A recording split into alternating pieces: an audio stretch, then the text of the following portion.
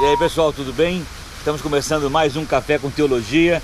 Eu, Jansen Leiro Júnior, Rafael Soares e o café de verdade.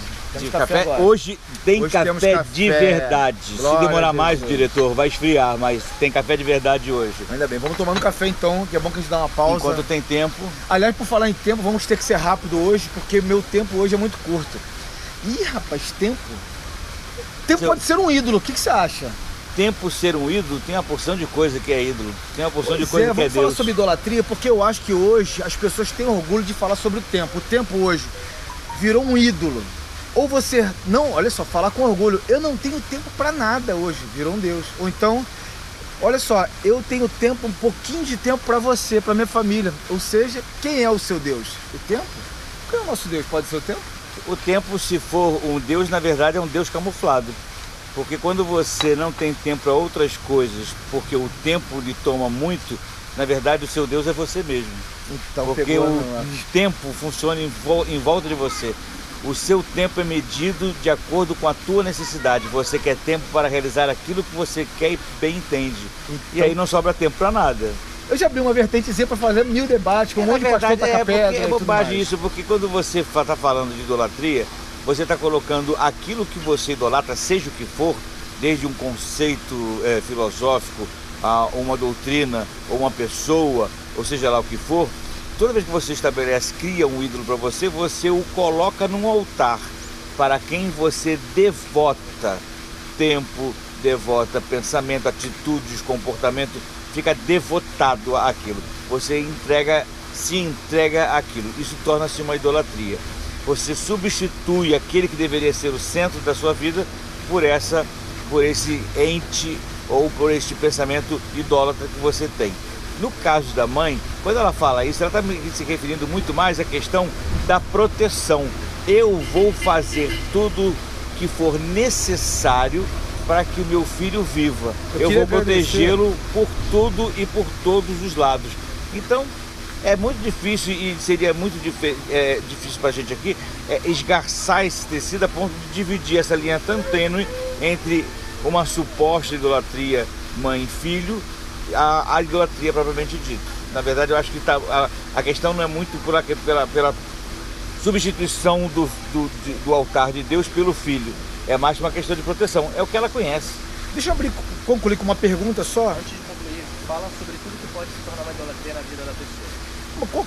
Qualquer coisa que você bote acima de Deus se torna um ídolo, se torna um Deus, até um meio de se alcançar Deus. Ou seja, exemplo, um ídolo que você faz como um amuleto de sorte, é um ídolo. Tem a porção de crente com amuleto. Não tem? Tem a porção com a camisa, com a pulseira. Abrir uma vertente para outra coisa, lencinho, faz isso não, Vaz. Mas aí nesse caso não seria idolatria. Amplo, Aí na verdade não seria uma idolatria, porque aí são amuletos, são adereços da fé, que é aquilo que antigamente se usava, que eram as relíquias, né? A história católica tem as relíquias como se vendia na época da reforma, foi o que indignou o Lutero. Se todos os pedacinhos da cruz de Cristo que foram vendidos como relíquias se juntasse, dava para fazer uma ponte entre a Europa e a Ásia, né? Só se formidável. Mas quando, por exemplo... Ô, diretor, senta aqui com a gente. Quando, por exemplo, na próxima você senta aqui. Chato pra caramba. Fala, diretor. Na próxima tu senta. Você vai na igreja e receber o lenço ungido, e você vai depositar sua fé naquele lenço. Querido, olha só, todas as curas de Jesus, ele fala assim, ó, a tua fé te salvou. Por exemplo, tem o cego de nascença que ele fala assim, o que tu quer, brother? Ele falou que eu quero um cão-guia, eu quero uma bengala. Depende daquilo que você quer. Que queres que eu te faça? O que tu quer? Mas aí não seria idolatria botar minha fé no lenço? Olha, sim, mas a questão da fé é que produz a cura. Eu, pelo menos, particularmente, considero que sim. Agora, vamos considerar que então, Pedro e João, com a capa dele, curou. Preste atenção numa coisa aqui que vocês vão ver agora. Primeira divergência entre os dois participantes do programa. Eu sabia que ele ia falar isso. Com o que ele tá falando. Eu sabia que ia falar isso, eu sabia. Mas querido, olha só, tudo aqui, nada disso aqui é ensaiado, tá? É tudo ao vivo. Ele lança pergunta e a gente que se vire. Não, ele não lança pergunta, ele perturba a gente. E incomoda, incomoda, entendeu? Então, tipo assim, eu não tenho consulta bíblica antes, a gente não faz um esboço antes, é pergunta na lata, mas tranquilo, eu posso considerar dependendo de cada um. Quando eu falei sim, mas vem da fé de cada um, gente, olha só. Você pode, eu vou ser mais razoável. Você, por exemplo, se eu questionar também, agora eu vou me questionar a idolatria no lenço, tá bom, eu vou questionar o monte, o óleo, o batismo nas águas. Ué, teve gente que fala assim, olha só, eu fui batizado por quem? Por fulano e tal. Oh. Eu sou de Paulo e eu sou de Apolo. Oh. Então tudo pode ser posto em xeque. Isso vai do coração de cada um. Então pode ser um ídolo? Pode, sim, pode ser. Mas nem sempre. Nem sempre é um ídolo. Por exemplo, os crentes falam muito dos católicos. Meu irmão, no céu vamos ser surpreendidos demais. Eu creio que vai ter muito irmão católico que está lá, que entende Deus, entende a figura de Jesus. E aí? Entendeu? Agora você me lembrou daquela irmãzinha que diz assim: ah, o padre Fábio de Mello é tão bacana falando, ele podia ser pastor, né? Eu falei, não, irmã, deixa ele lá que ele está fazendo um belo trabalho. Um trabalho lindo. Tá vendo? Isso abre vertente para muitas questões, entendeu? Mas eu entendo a sua colocação. E até você não pode entender, eu não falei? Então você estava questionando do meu. Manda, fala, perdoa. Não, eu estava falando o seguinte, quando ele falou que o que salvou foi a fé, é verdade, foi a fé, mas não é o exercício da fé. Se a gente parar por aí, dizendo de que a fé foi que curou, nós vamos ter que abrir a possibilidade de que toda e qualquer fé, seja no que for, é capaz de realizar o milagre, é capaz de salvar. Não é esse o aspecto. Toda vez que a fé é que salvou, a fé é que curou, porque quem se aproximou de Jesus acreditava que ele era o Filho de Deus. Então a fé que salvou, a fé que curou, é de que tu és o Filho de Deus. Quando aquela mulher que estava com 12 anos com a hemorragia, ela pensou, se eu sequer tocar no seu manto, seria curada, porque ela tinha a certeza de que ele era o Messias. Então ela fez aquilo ali, ela podia ter tocado na barra